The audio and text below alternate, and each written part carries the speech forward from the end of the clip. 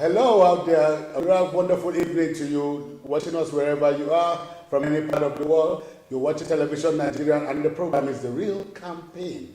My name is Ernest Ekwe-Essien, and it was the late President of the United States of America, J.F. Kennedy, that said, ask not what your country can do for you, but instead ask what you can do for your country. What we can do for our country is what we're doing here on The Real Campaign, where we bring every people from every part of this country to come out here and really express themselves about what could be better for Nigeria. Our duty is to get Nigeria to the best point it needs to achieve, and our job is to make sure we get to that promised land. So like I said, my name is Ernest Ekwe-Essien, and I have with me today a very, very old friend of mine. I call him an astute Nigerian, a man that Nigeria it flows in his blood. He talks Nigeria, eats Nigeria, sleeps Nigeria. The joy of Nigeria to get to the promised land is what he craves most. His name is Mr. Chuike Mbahurike. It's good to have you on the program. I know you are also an activist. You belong to ACLO, right? What's that CLO again? No, TMG, please. TMG. You was of the TMG. And of course, I have my own platform. That's the Transparency Monitoring Group. Transition Monitoring Group. Then, good. So it's good to have you on the program. Wonderful to be here. Okay, sir. Well, today on the program, we'll just be doing a recap of what we did throughout the week. We started last week, Tuesday, and we went through a series of topics, and we had guests coming here to discuss them. But today being a Friday, we do a recap, and then we'll close on how best we can change things from what we see on ground. And obviously, there's no other talk you talk about Nigeria without first talking about the government. The government is always the major topic. So firstly, it started with the list of the looters. Over the Easter period on Friday, the PDP did come out to say that they are sorry for not delivering all the promises they made and promised that they would do better come 2019, which was like a sympathy cry trying to canvass Nigerians to come to their side. And some of our school that they saw a vacuum from the current government, and that's why they could come out. But the government now said, no, that was a ploy to deceive people, that we are a bunch of looters. And they said, if you call us a bunch of looters, prove that we are looters, produce the list. And on Easter, Good Friday, a list of 10 came out. By Easter Sunday, the government now gifted PDP the gift of 23 looters. Though some did to challenge the list, some even threatened court actions and all that. Mr. Chuike, that list. Okay, list. Well, it has come out, and of course it has drawn a lot of multiple reactions here and there across party politics and ordinary people of this country. But for me, that list shouldn't have been made.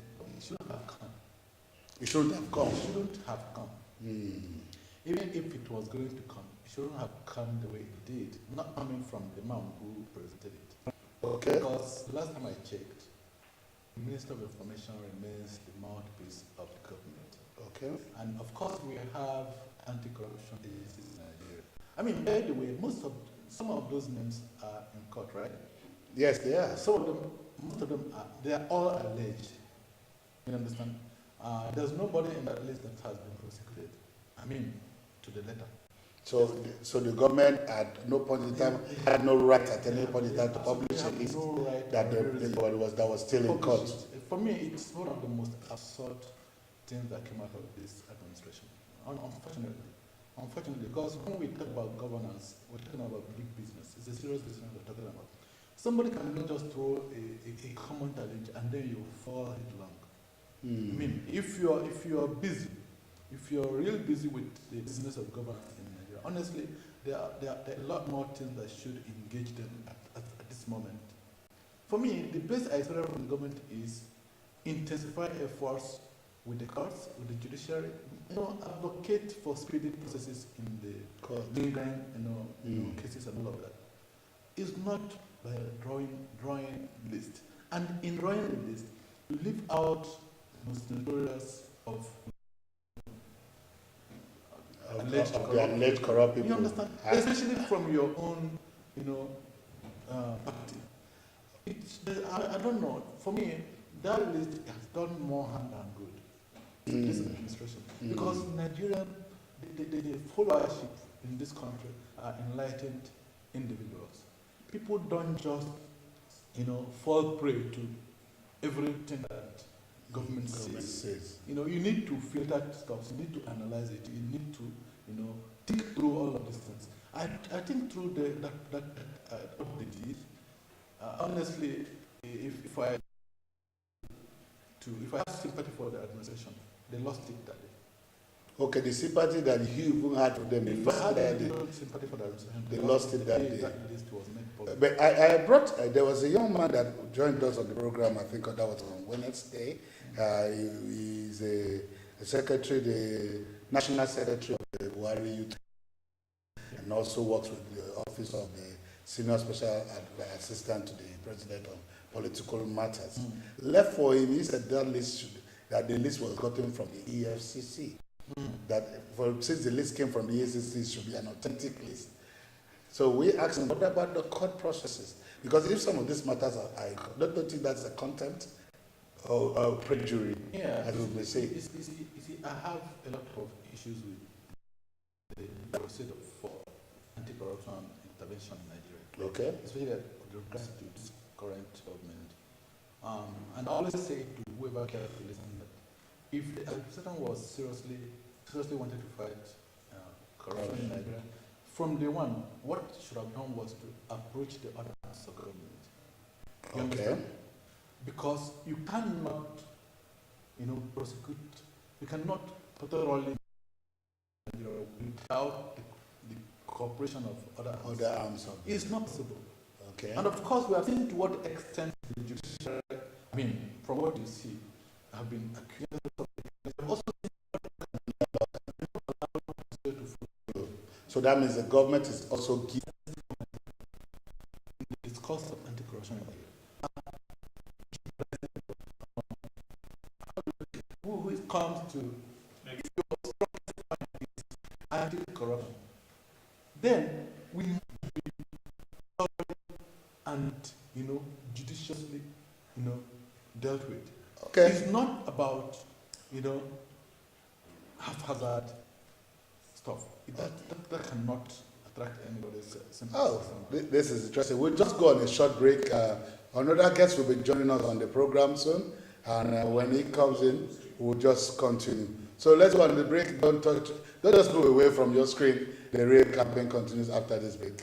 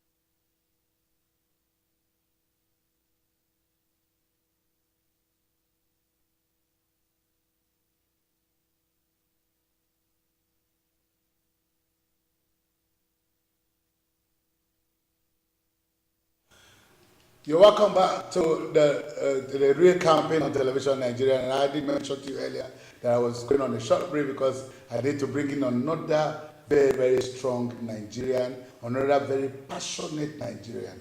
This is known as the uncommon voice of the voiceless. He's one man who speaks for the masses and who's always, in fact, how do I say it? The goodness or the joy of the masses, yes. The well-being of the masses is one thing that he takes very, very passionate. Mr. H.W. Tom is a public analyst and he's here with us. H.W., it's good to have you on the program.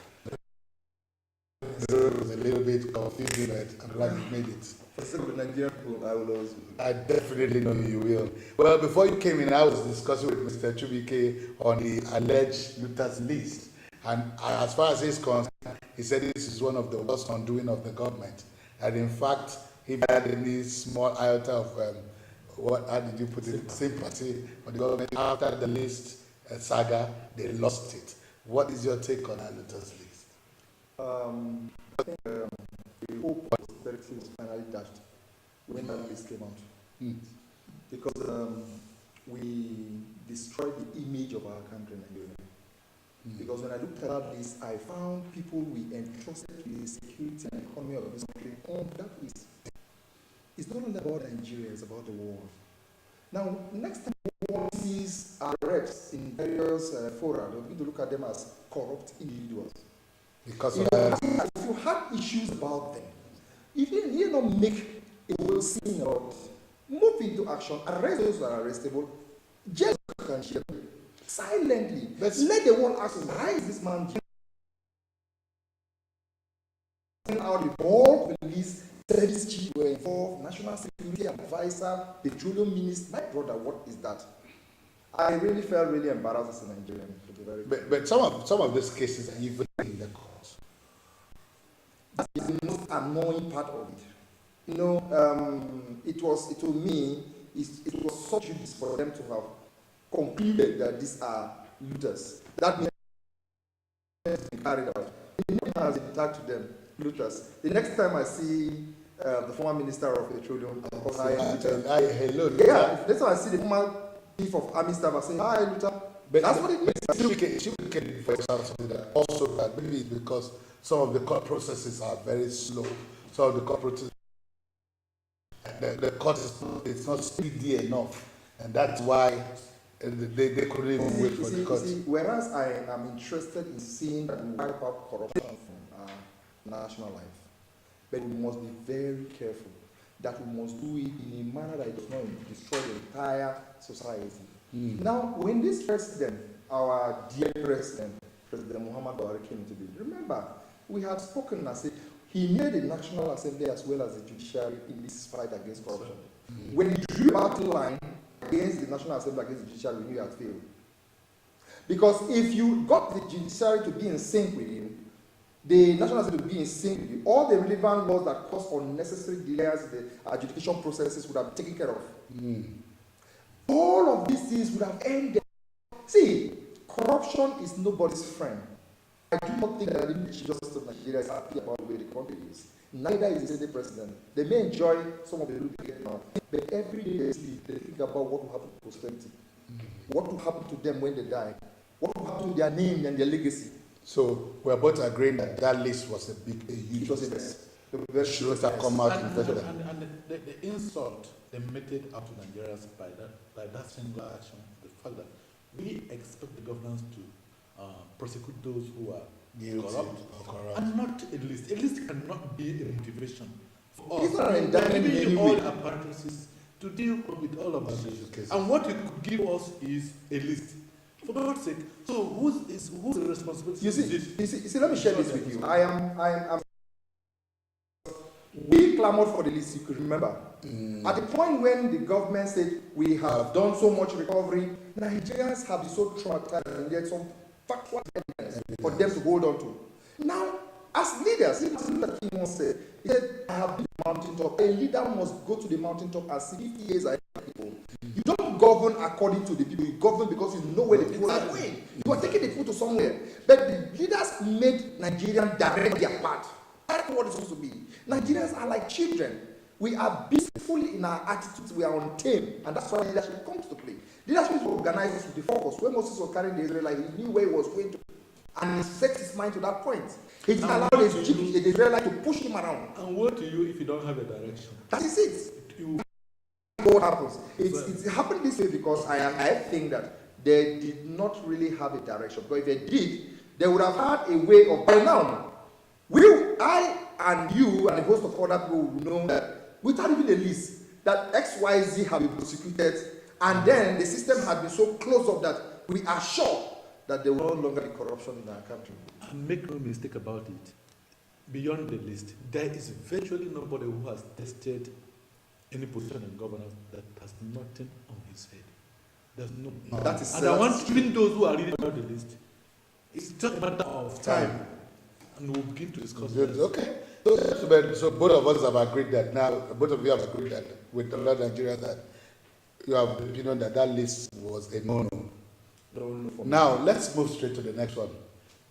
Our old Uncle OBG, the former president of the Federal Republic of Nigeria, one-time military head of state and a two-time president, came out first. He was the one that did the coup d'etat that removed Jonathan because he was seriously behind this government.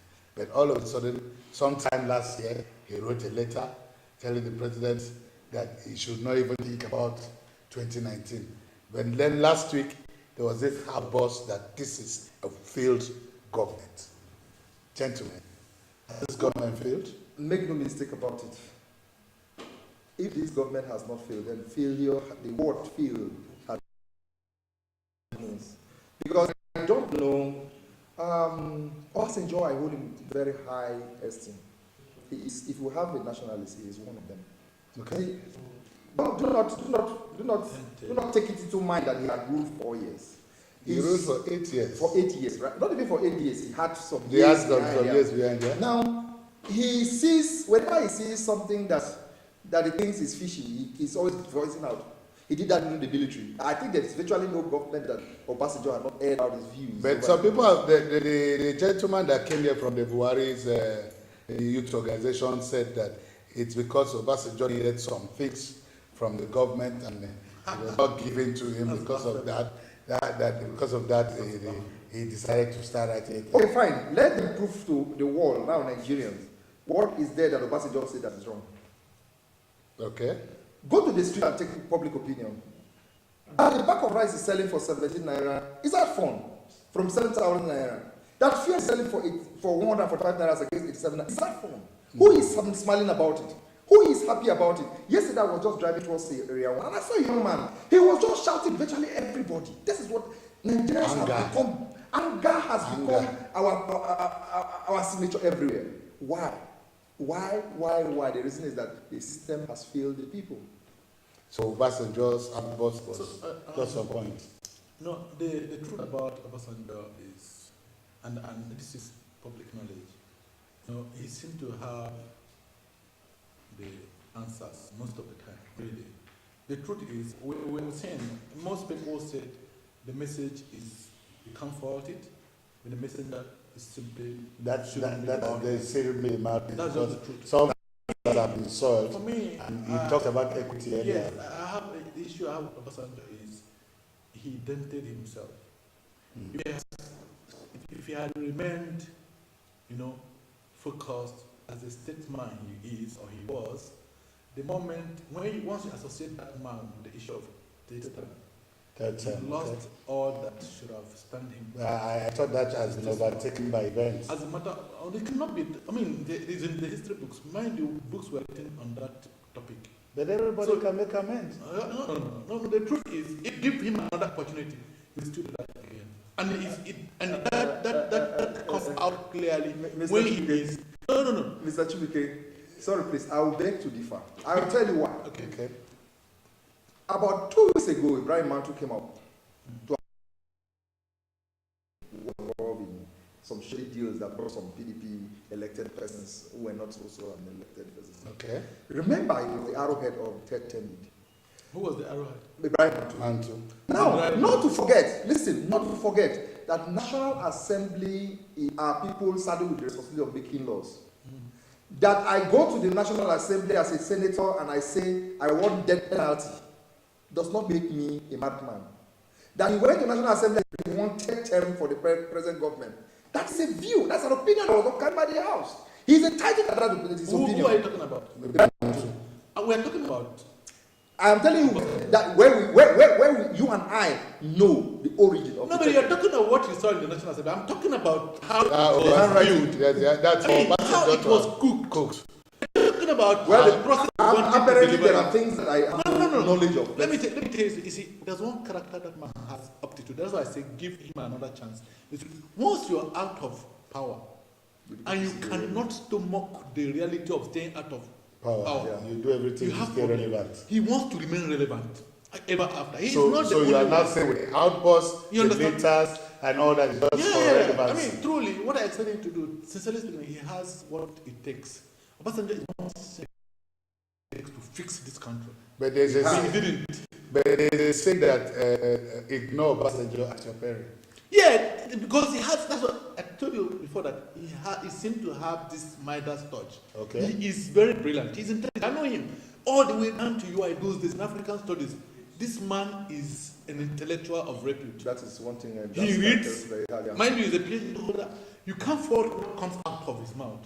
But the truth is, do you have the credibility to stand there when the test of all of this? Because to be a statesman, you must focus on the next generation, not the next election. He started the talk for the next generation recently. He was talking to the youth. All the other so on one hand you are doing something right, on the other hand you are. It's an affront to. You know. As far as I am concerned, the third force has not been given proper definition. But it has. It has not. It cannot. Because he has said that the third force is political. He has said so. Okay. He said he's growing up a group of young Nigerians who will be prepared for leadership any day at any time. Okay. Right. But they already he has 3 million subscribers yeah, already, of course, and major parties have met with Nigerians as it stands have been frustrated to the end of the world. Such that they are like a drowning man who sees a wound, he can only grab it with 2 hands, even when he knows that he's not going to be safe. So we are at that verge now that anybody who comes to preach any salvation. Followership is very followers. Okay, followership is very easy. We'll go on a short break, and when we come back from that break, we'll look at the Buhari's challenge. There was this challenge that a young man went on social media and said that if anybody can pinpoint one project this government has started from beginning to the end, or they are finished, that it will give 10,000. From 10,000, the thing went up to 40. It now got to 500,000 naira. Somebody now brought 2,000 pounds into and the guy dropped his jeep. And up to date, it's almost a week now.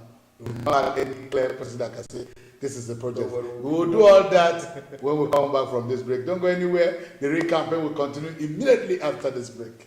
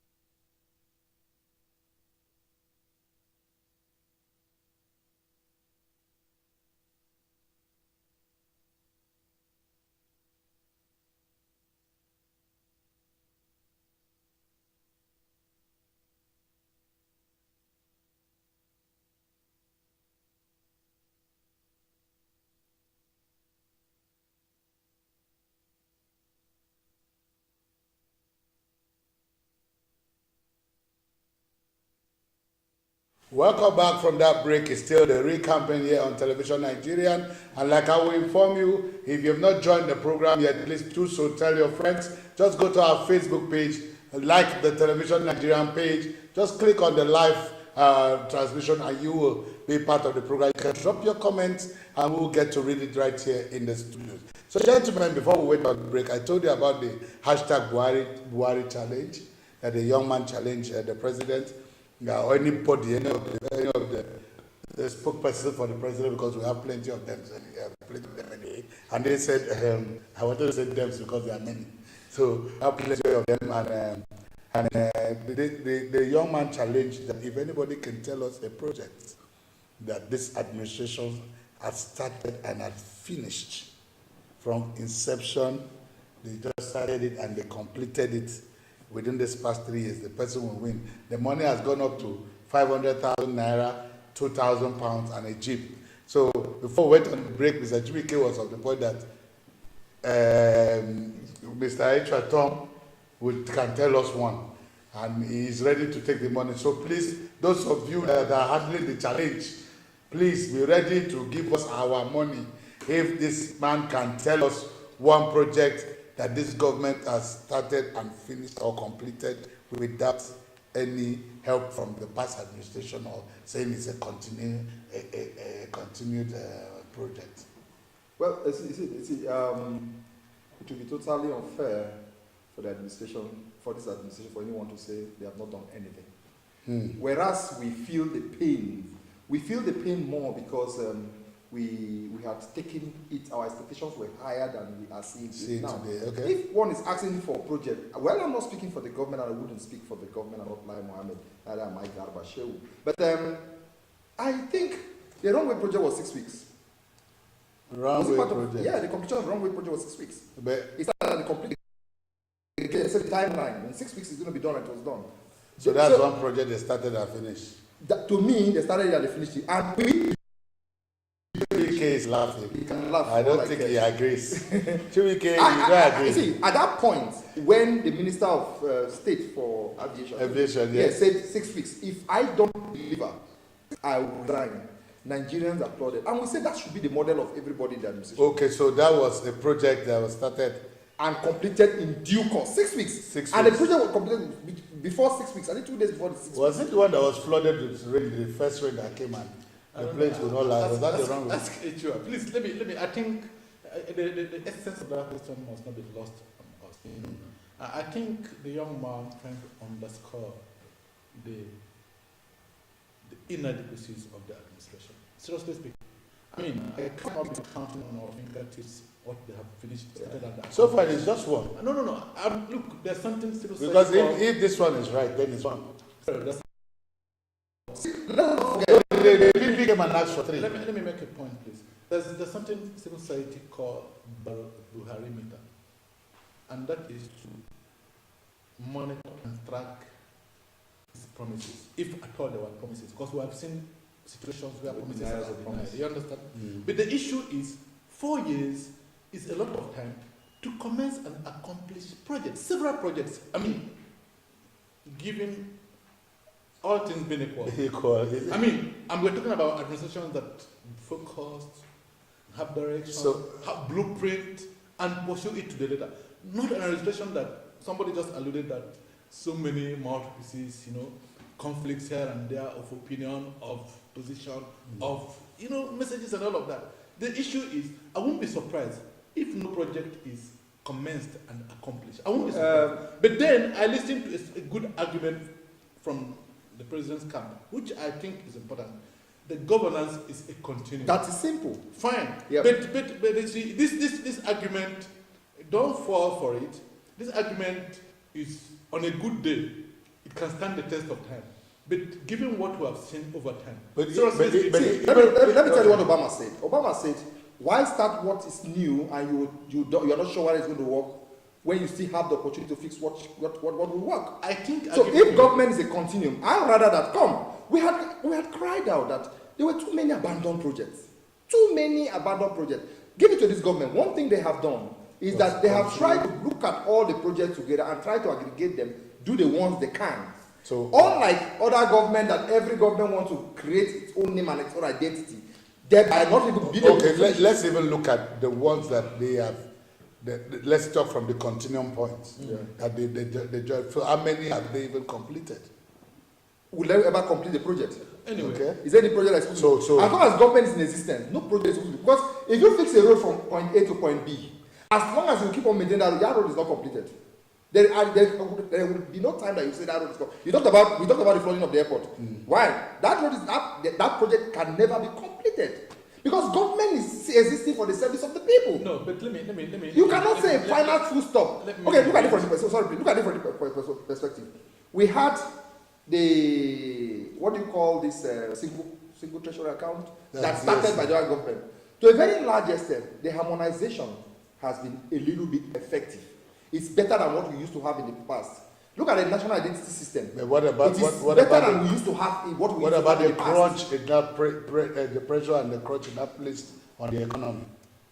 No, when you talk about the crunch, you see, that was one of the avenues where funds have been looted, because you will never know how many bank account an establishment of government owns. And whenever they fold the bank, or maybe those who are holding that account, something happened to them, the government will lose other accounts. Please let me say something. You see, if you look at our budget since the inception of this administration, I think it is during this period that we recorded 7 trillion, 6 trillion, 7 trillion. You know, and mind you, And if so you have been following, is the debt profile too. there's also an organization that is monitoring projects in this administration. And the last time I listened to them, there's nothing to write home about. Let me tell you something. The issue is, while you are addressing projects that are, does not take away the fact that you must, for legacy's sake, begin new projects, even if you don't finish them. But the issue is, Nigeria as it is today, our greatest problem is infrastructural development. Mind you, since the return of civilian rule in 1999, budgets have been constructed, designed, projects have been implemented and haphazardly implemented. We cannot boast of any single infrastructure that says this is a boost for this economy. And meanwhile, is it power that we have spent so much on? Is it defense we have spent so much on? All the areas that enjoy lie on. You mentioned the first now, and it now brings us to the $1 billion for arms to fight the insurgency. But later the narrative now changed, and it's to fight insecurity in the country. You see, there are certain things that we can do that won't warrant us to spend that much. When for fight against the so-called insurgency, I said that was where the honey is, and all the bees will move in that direction. Now, we need not do that. That's money that would have been used to empower the average Nigerian youth who needs electricity to run his barber salon and cannot get one. I own a business in one place. For the past 3 weeks, we have less than electricity. Something that just lights the bulb, and you can't even see that the bulb is lighted. And then at the end of the month, you pay bills. There is nothing as frustrating as you have to that you may run your little business. Life is all about choice and survival. Okay. They gave me something. This young man keeps suffering unnecessarily every day in a generator house, trying to repair his generator, and he's not making money, and he realizes that some bad boys are making money. He will definitely join them, just a matter of time. I tell somebody, I say, if a man is hungry, you keep food in that place, that man will soon be a thief. It's just a matter of time.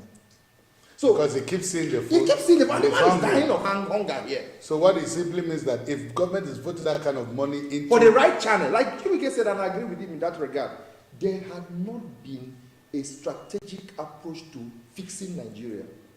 I keep telling you, I said, the mistake we have made is that we have not created a national identity for ourselves, and the world has given us an identity. Whenever a Nigerian is mentioned, what we know is fraud. That's what the world thinks.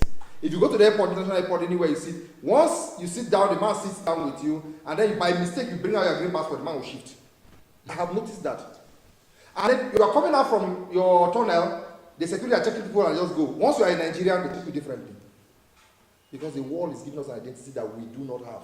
But if we had given ourselves a national identity and created a project and a project timeline that we are this, when you hear somebody talk about a Malaysian, what do you see? You see technology in him. Talk about China, oh, technology. So I think our leaders need to push harder, leave legacies that will be beyond them. Well, you see, the issue is, you just mentioned Malaysia, you mentioned China, you didn't go to India. You think of leaders, Singapore. you understand? Leaders drive the future, they drive, even the American nation respected in the Committee of Nations, leaders drive them. That means you must have a blueprint. If you don't have a blueprint, your lieutenants will create one, and you will not have direction. That's true. And we're talking about, Go ahead. And we're talking about 1 billion now. $1 billion. See, that's about 365. Let me tell you the issues, my concern. Billion a day. My concern for that money is not necessarily how big it is, because I'm an international relations student or expert. What I know about hardwares, okay, for prosecuting wars, I don't think Nigerian budget can even get anything for them. Well, countries like India have 25. Yeah, if you must respond to the new innovation, you cannot necessarily. That was the question I asked my guest yesterday. Is $1 billion even enough? It's nothing. But my issue, let me tell you my issue. My issue and with the governor of Ekiti State. You see, my concern and what I don't like is people must be able to speak when it matters most. Because the issue about this country is for everybody. If you shy away, you will pay for it. Let me tell you something. The timing and the procedure, mind you, such a huge amount of money is of necessity supposed to go through the National Assembly, which right now. And also, that money is coming from excess crude amount is owned not by a tier of government. It's owned by the 3 tiers. So if one person has a dissenting opinion, it is null and void. So for Fayose to come out and you say, understand? Look, I don't agree, it should have been null and void. Yes. For you to say because you're in the majority, we are talking about excess crude that 3 tiers of government are co-owners. They are part of the determinants of what happens become of this money. The question I have always asked, you are budgeting one, are we at war with any nation? Or we are at war with ourselves? Whom are you going to fight with the kind of... When Chubike talks about military hardware, they're looking at military hardware to defend the territorial integrity of a nation. That's what it is. Exactly. A country does this. India did it because they had problems with their border. Pakistan and... that is it. But whom are we fighting? We are fighting ourselves. We're fighting ourselves. Do you spend that kind of money to fight yourself? There's something is wrong somewhere. If you had put in that money for technology innovation and training of Nigerian, I tell you, give it a 10-year plan. We will shock the world. Nigerians will shock the world. I saw one chap who made a soundless generator that will run 2 years, give you power 2 years, more than 7 kVA. He is there languishing. Nobody to support him. And I talked about the timing. Let me not just lose it. The timing. We are few months ahead of the election. And tell me that's why 10 months to the election. the suspicion is very, very what wide. is the money about? Let me tell you, a serious government will say, look, why are we proving this money? These are... Some are of the opinion that the Northeast has become an ATM station where people can just... one of my guests that said it, it's not an ATM place. So, the NFP used to be called ATM. No, now NHIS has been called the latest ATM by the PDP. So those are the So now they are saying that the Northeast is now the latest ATM place. So every action focus on this. There's no transparency. Sir, let me share this with you. I think it's not only the government of the day that should be blamed for this woe that we have. We blame every Nigerian who stood up to vote. Because what governed our voting thought were not what we are supposed to engage ourselves in. Whenever there is election, we're talking about ethnicity, we are talking about religion, we are talking about parties. The world is talking about who you are. Remember when Donald Trump came out, even his party men did not want it. At the point It was the individual. They're looking at the character, the content of the individual. Is it time now for us to wake up and say, come, this is the time I'm going to vote for myself and for posterity? It doesn't matter whether you promise me to become a minister, to become anything. If you are not suited for the job, you are not going to be there. At least by my vote, you won't be there. We see, Obasanjo was spot on when he said, we are 180 million Nigerians. You cannot tell me that you cannot have one person to lead this nation. We have many of these people. But the thing is that you and I just feel that it belongs to a few persons. Okay. And it must come from the center. Okay. But generally, looking at the current economic realities, some of the school that life is better for Nigerians under the administration than before. Some say it has taught us how to become more conservative in spending. Some have said it has helped us curtail some excesses. Some have said that it has helped us to get value for labor. But some are saying it's a no-no. They have, where I live, I have a neighbor who has some cocks. And these cocks are a nuisance to the society, a nuisance to the neighborhood. But I tend to draw the nuisance value of the cock because the cock, it crows at 5:30 and it wakes me up. So I think so for you, that's what that's the cock is good for me. It's good for you. You know, that's the nuisance value of the cock. Okay. Now there is a nuisance value for what we have seen now. Take it or leave it. Nigerians have become more prudent than they used to be. More prudent? Okay. That's agreed. But are Nigerians really enjoying this administration? I will tell you no, because I interact with them every day. Now, the thing is that when leaders come out to say Nigerians are faring well, yes, I agree with them. Are the individual that's supposed to say this is not a Nigerian. A man who had no job before is now being fed by the government, and he has several cars to himself. He blows around. I tell him Nigeria is not working. To him, Nigeria is the best country. Because that's he's okay. Now, Adam Oshokole said something one day, and I agree with him. He said democracy is defined as a government of the people, for the people, and by the people. So what democracy did not fail to define was who are these people? Because if I am elected and I see you and Chubike as my people, and I take people to Wonderland, and that's fine. To me, democracy is we shout it to high heaven. That is what democracy is all about. But democracy should have defined who are these people that we're talking about. Sure, you have spoken well. You see, talking about. Yeah, I say he has spoken well. Yeah, because yes, he's spoken well. That's a plus. Because in the absence of nothing, you fend for yourself, right? Yes. I think that's what he's trying to say. I mean, we are fending for ourselves. What the government has. We are still surviving. But there are a few things when you talk about government.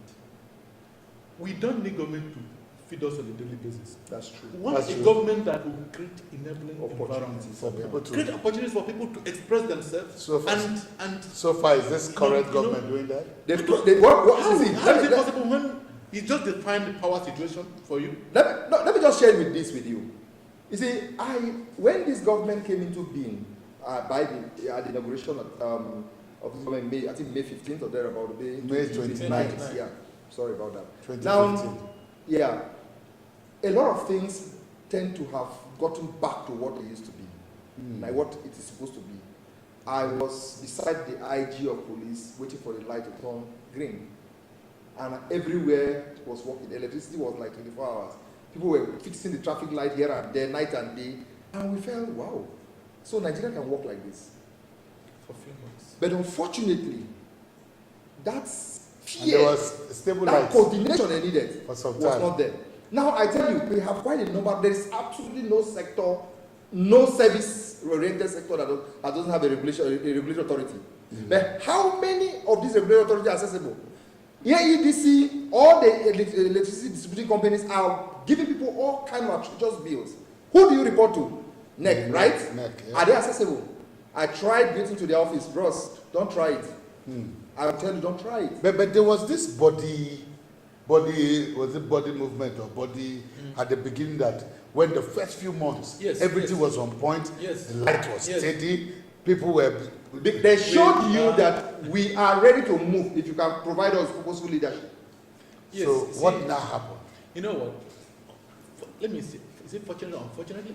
In Nigeria, because of the level of enlightenment and activity among the people, Nigerians don't ask for too much from the government. The only thing we need is, I said it before, create that enabling environment and see what Nigeria will do.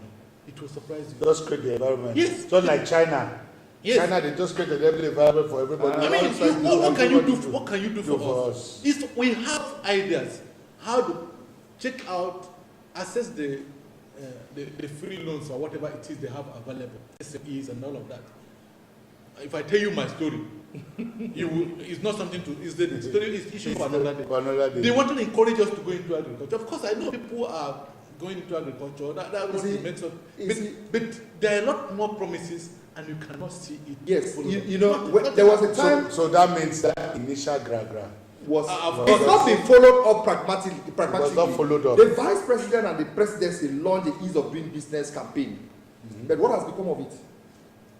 How easy will business be without power? When we talked about ease of doing business, a couple of things were listed, and we thought that government were going to fix each and every of those things.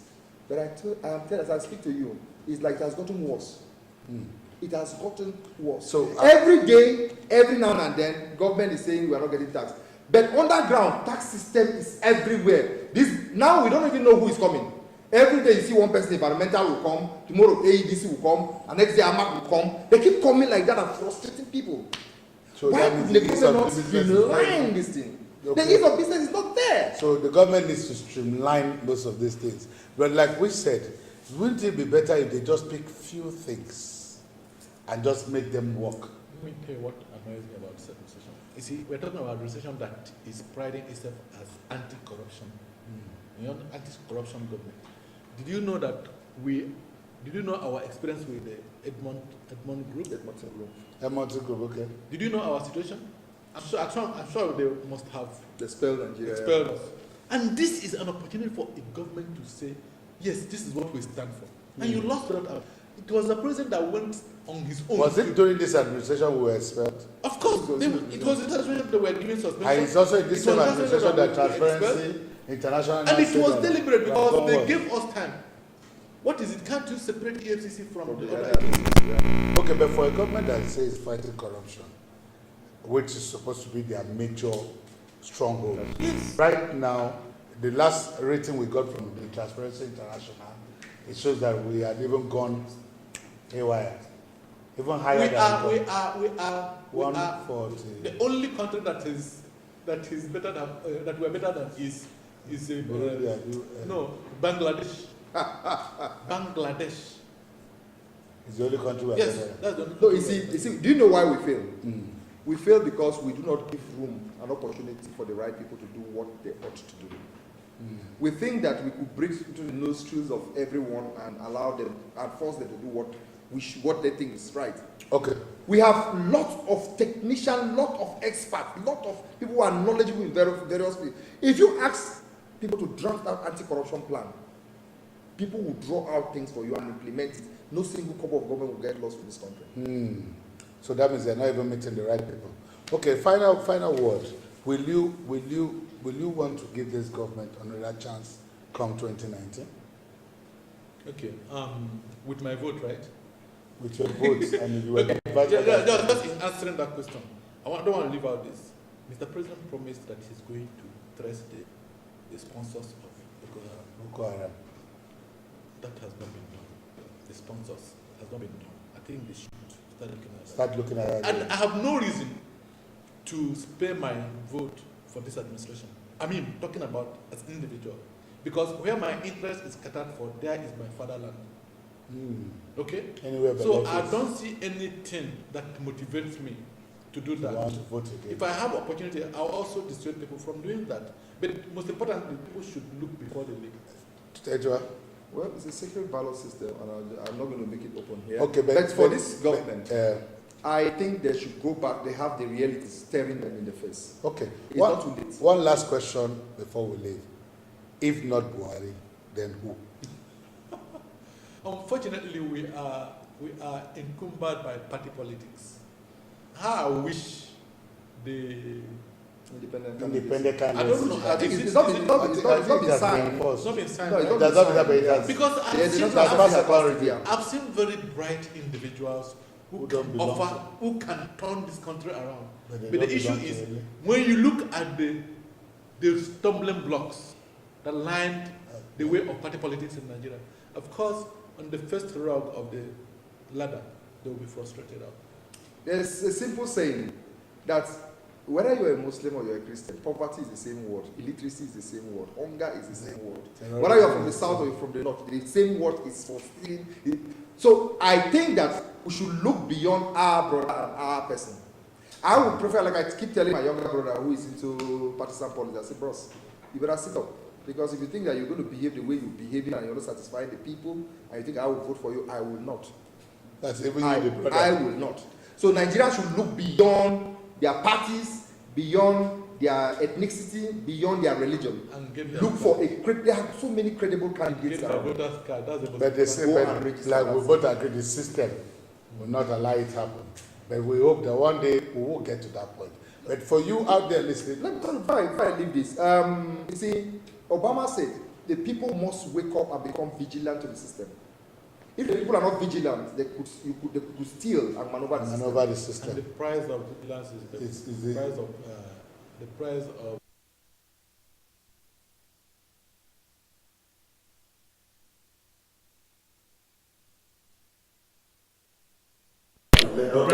freedom is internal vigilance. Well, that's the word we'll take home. The price of freedom is internal vigilance. So you have heard from my two guests, Mr. Julie Kemba and Mr. Echua Tom. They will be coming around from time to time so that we can always discuss Nigeria. Nigeria is still our home.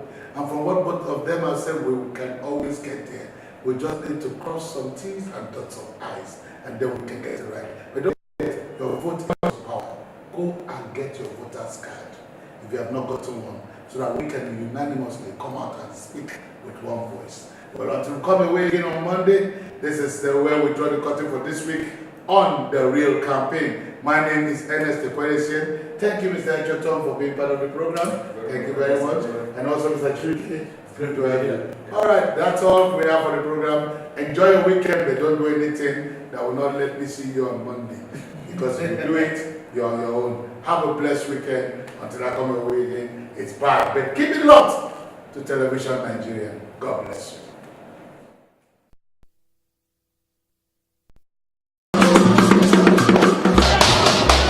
Not to keep quiet on this matter. They are killing our people back home. Mr. Trump, please blow your trumpet. I have so many friends going to your countries trying to get rich. Hello viewers, welcome to the Oracle live on Television Nigeria. The Oracle is a 1-hour free consultation clinic on governance, the democratic process, peace and security matters, and global strategic issues. The Oracle is hosted by Udenta Odenta, my humble self.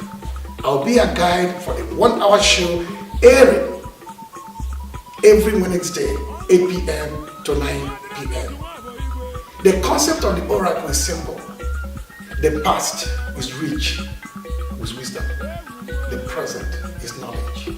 The future possibility of mankind is how do we prophesy the things to come and the things to happen. That is what we tend to do and achieve in this engaging and profoundly illuminating show, The Oracle, on Television Nigeria.